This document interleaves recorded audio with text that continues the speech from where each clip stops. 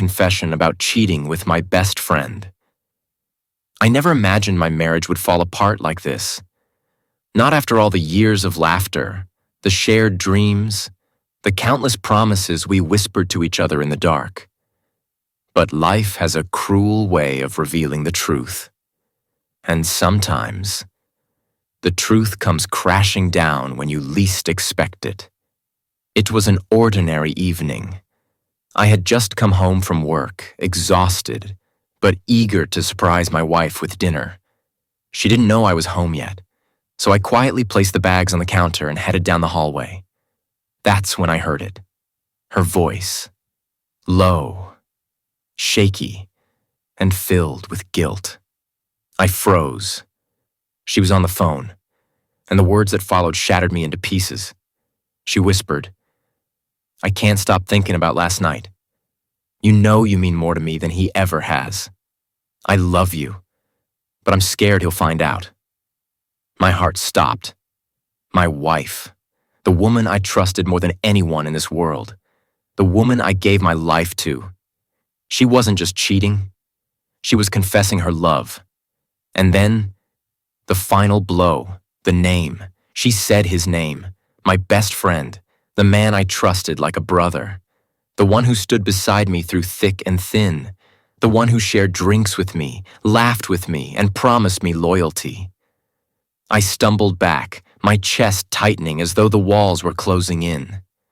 Every memory, the nights we all spent together, the jokes, the celebrations, suddenly felt poisoned. I couldn't breathe. I couldn't move. But I listened. She giggled softly. A giggle I once thought was only mine. And she said, "Don't worry, he's too blind to ever notice. He trusts us both too much blind." That word cut deeper than a knife. Because she was right. I was blind. I had trusted them so much that betrayal never even crossed my mind. I quietly left the hallway and sat in the living room, my hands shaking, my mind racing. Should I confront her right there? Should I call my so-called best friend and rip apart the mask he'd been hiding behind? Or should I wait? Plan my next move carefully? The anger inside me battled with the heartbreak. The betrayal burned hotter than fire. And yet, part of me still wanted to believe it wasn't real, that maybe, somehow, I had misheard. But deep down, I knew. The woman I loved, the friend I trusted. They had both betrayed me in the cruelest way possible. So here I am today, asking myself the same haunting question over and over. What do you do when the people you love most, the very people you take a bullet for, are the same ones who twist the knife in your back? Would you forgive? Would you confront them? Or would you walk away forever? I'll let you decide. But let me leave you with this. Trust is fragile. And once it's broken, no matter how hard you try, it never truly heals. If this story shook you the way it shook me, don't forget to like, share, and subscribe. Because more stories like this one are coming your way.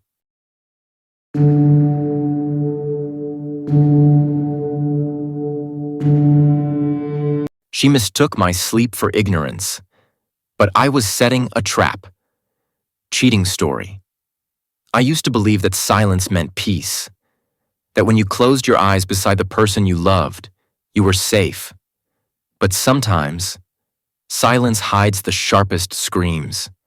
For weeks, I felt it. The late-night whispers on the phone, the sudden rush to take a shower before I could touch her, the distance in her eyes when she looked at me. She thought I was blind to it all, but I wasn't. I was watching, and I was waiting. One night, I decided to play my part. I lay in bed, breathing heavy, pretending to be deep asleep. My body still, but my heart pounding like a war drum in my chest. And that's when I heard it. The faint buzz of her phone. The sound of her quiet giggle. She slid out of bed, tiptoeing across the room, thinking she was leaving a sleeping fool behind. but I was wide awake. I had placed a tiny camera in the living room earlier that day, a trap I never thought I would set for the woman I married. She walked right into it, dialing his number, whispering sweet words into the phone, words I hadn't heard from her lips in months. Do you know what it feels like? To hear your wife tell another man she misses his touch, while she thinks you're lying helpless in bed, clueless? It was like being stabbed slowly. Not once, but again and again. And then, the sound that broke me. The door unlocking. The footsteps of another man entering my home. My home. She forgot one thing, though. I wasn't asleep. I wasn't blind, and I wasn't weak. I walked out of that bedroom, and the look on her face. Pure terror. She knew the game was over. Her lover froze in his tracks, like a thief caught red-handed. Because that's exactly what they both were. Thieves. Stealing my trust, stealing my love, stealing years of my life. Tell me, if you were in my position, what would you have done in that moment? Would you scream? Would you throw them out? Or would you stand there in silence and let them drown in their own guilt? I chose silence, not because I was weak, but because sometimes silence is louder than any shout. That night changed everything. She mistook my sleep for ignorance, but all along, I was setting a trap. And when it snapped shut, I realized something painful but true. The woman I once trusted with my soul was already gone. All I did was finally open my eyes. So to anyone listening right now, never ignore the whispers, the late-night phone calls, the small changes in behavior. Sometimes your silence isn't protecting love. It's protecting betrayal. If this story gripped you, make sure to like this video, share your thoughts in the comments, and subscribe for more stories that cut deep into the heart of real-life betrayals. Because remember, sometimes the quietest people are the ones who see everything.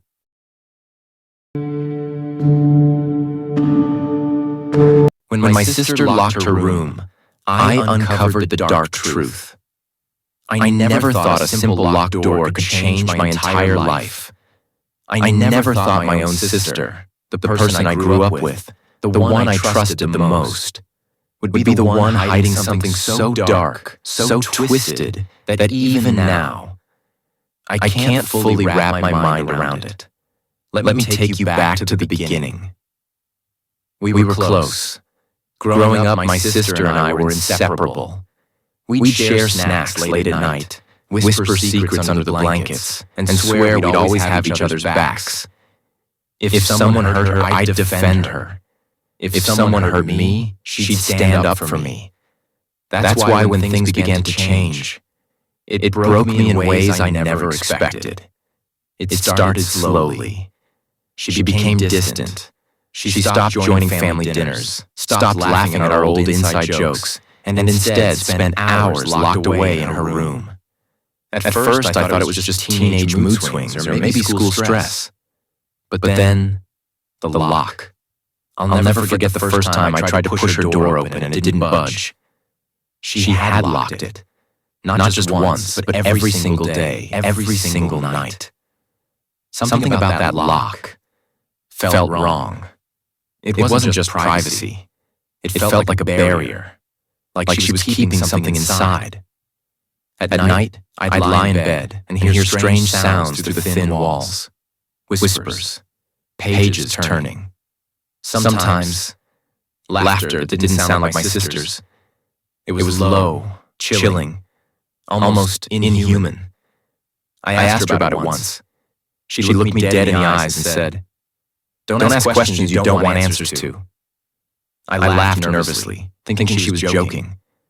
But her face told me she wasn't. Weeks went by. Her behavior only got worse. She barely looked at me anymore, and when she did, her eyes seemed empty. Like she was there, but not really there. One evening, I caught her sneaking out of the house at 3 a.m. She thought I was asleep, but I wasn't.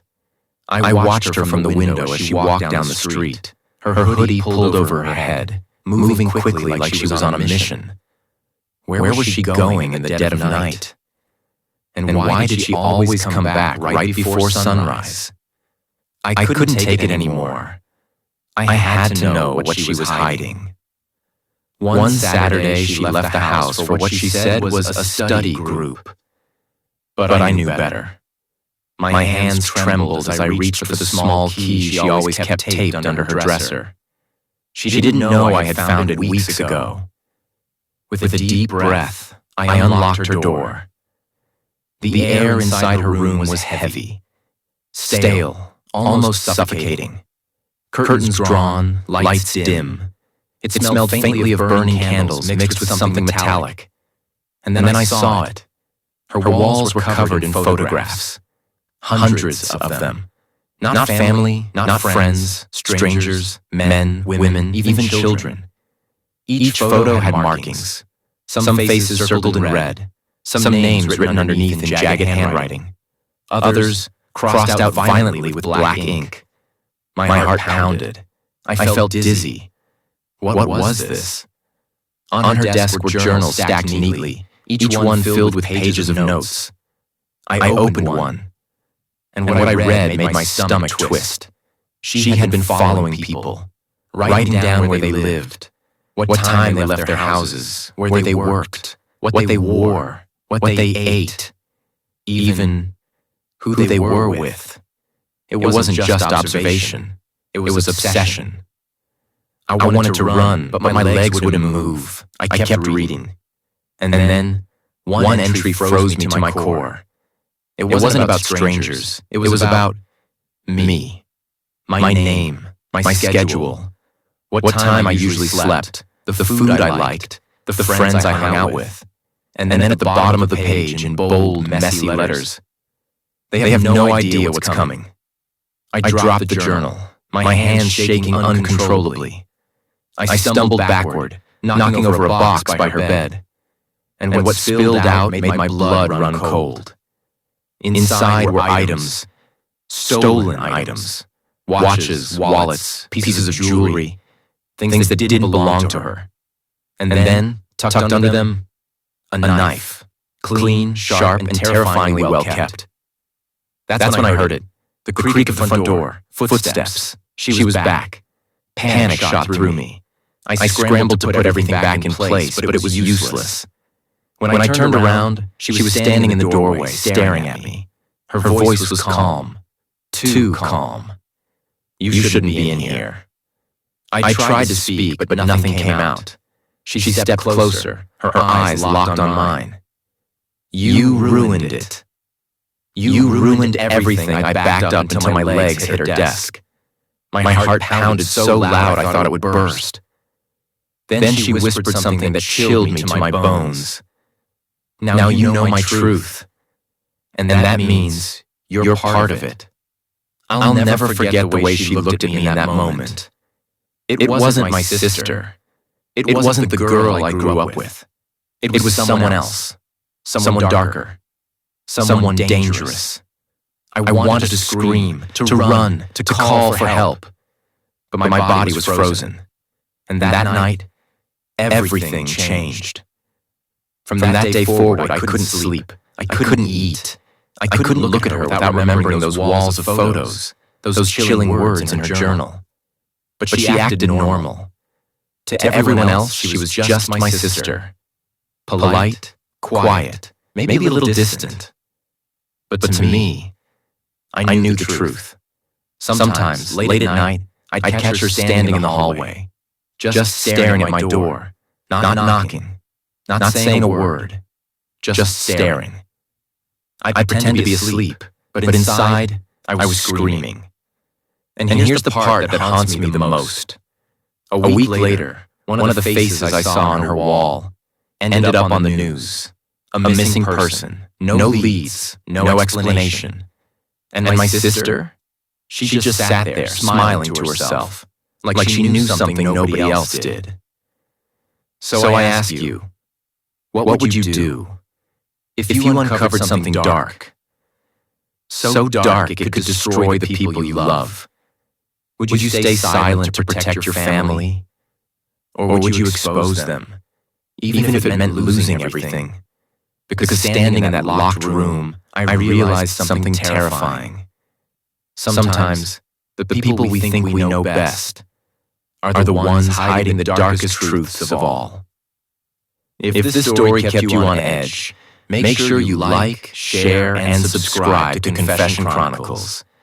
Your support helps us bring more unbelievable, spine-chilling stories to life. And trust me, you won't want to miss what's coming next.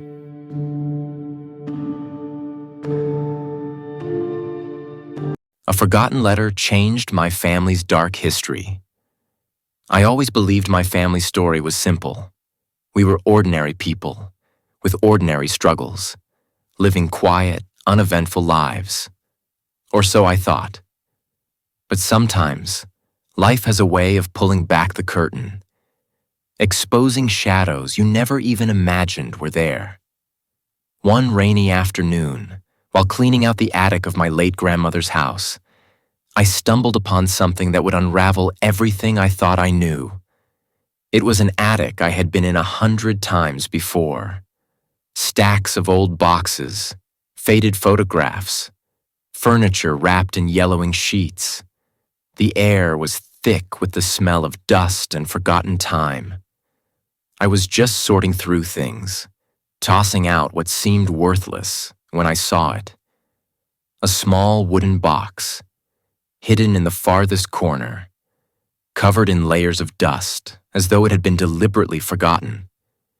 It was sealed with a rusty lock, and something about it made my chest tighten. At first I thought it was just another box of trinkets, but something inside me whispered, "This is different." I picked it up. It felt heavier than it looked. I don't know what came over me, but I knew I had to open it. I searched the attic and finally found a bent old key inside a drawer. It fit the lock perfectly. With trembling hands, I turned it. The lock clicked open, and the moment it did, I swear the air in the room shifted. Inside was a yellowed envelope. The paper was fragile. The ink had faded with time. But one thing was clear. It was addressed to my grandmother. Only, the handwriting wasn't hers. And it wasn't my grandfather's either. I tore the envelope open, and what I found inside wasn't just a letter. It was a confession. The letter was written in shaky handwriting, as though the person who wrote it was trembling with fear or guilt. The first line read, "If you are reading this, it means the truth can no longer stay buried." My hands began to shake. The letter went on to reveal a story I wasn't prepared for. It spoke of betrayal, of choices made in the dark, of a life my family had never spoken of, but had been living in the shadows all along. The writer admitted to a crime. Not just any crime, but one that explained the whispers I'd heard at family gatherings, the half-sentences that trailed into silence, the sudden changes in subject when certain names came up. The letter revealed that my grandfather, the man I grew up admiring, the man whose stories I listened to as a child, had been living a double life. He wasn't just a husband or a father or the family man everyone thought he was. He was something else entirely. He had another family, another life, another truth he kept locked away from us all. I sat there in the attic, frozen. I could hear the rain pounding against the roof, thunder rumbling in the distance. It was as if the world itself was echoing the storm raging inside me. My heart was pounding. My throat felt dry, and my hands trembled as I held the paper, afraid it might crumble into dust. How could this be true? How could the man I loved so much, the man I believed was the pillar of our family, be the same man who carried such a secret? Suddenly, memories began to resurface. The unexplained absences. The arguments between my grandparents when they thought no one was listening. The way my grandmother's eyes sometimes looked distant, haunted, as though she was carrying a truth too heavy for words. It all made sense now. The letter wasn't lying. It was revealing what had always been there. But then, I reached the part that made my stomach drop. The writer didn't just confess to the affair. They confessed to something darker, something irreversible. They wrote of a betrayal so deep, it could have shattered our family beyond repair if it had come out back then. It wasn't just that my grandfather had a second family. It was that, in protecting his secret, he made choices that destroyed lives. The letter detailed money being hidden, lies being told to both families, and worse, a tragic accident that may not have been an accident at all. My chest tightened as I read the words. I wanted to stop. I wanted to put the letter back in the box and pretend I never saw it. But I couldn't, because once the truth begins to reveal itself, it demands to be known. I read the letter again, slowly, each word cutting deeper than the last, and with every line, I felt my world collapsing. This wasn't just about my grandfather. It was about us all, because his choices, his lies, his betrayal, they didn't just affect him. They shaped our entire family. Every broken relationship, every unexplained silence, every lingering shadow. It all led back to him.